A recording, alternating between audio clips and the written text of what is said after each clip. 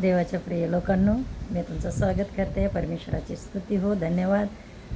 Praise the lord. नमस्ते प्रियांनो.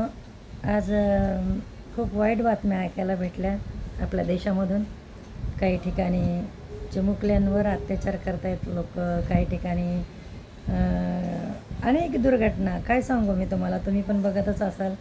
सांगायला पण लाज वाटते बघा, एवढ्या वाईट गोष्टी, किळसवाण्या गोष्टी घडत आहेत या जगामध्ये, दुनियामध्ये, देशामध्ये आपल्या विशेष करून.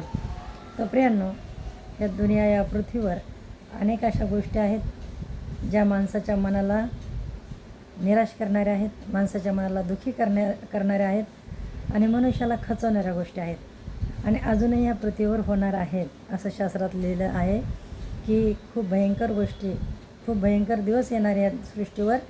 तेव्हा मनुष्य काय करणार? हताश होणार. कितीही पैशावाला असू द्या, किती नॉलेजेबल असू द्या, तर जो कोणी वरतीच बघणार परमेश्वराकडे, बरोबर आहे की नाही?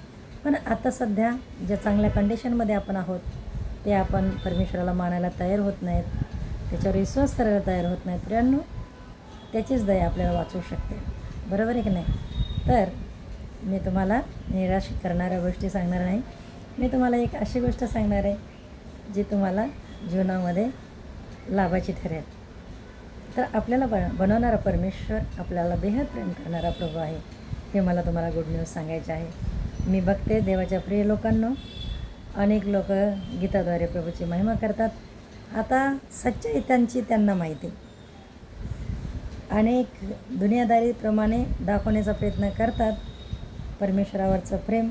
पण मला असं वाटतं, तोंडाने जर आपण दोन शब्द कोणाला सांगितले नाही तर लोकांना कसं कळणार देव आहे आणि देव जिवंत देव आहे.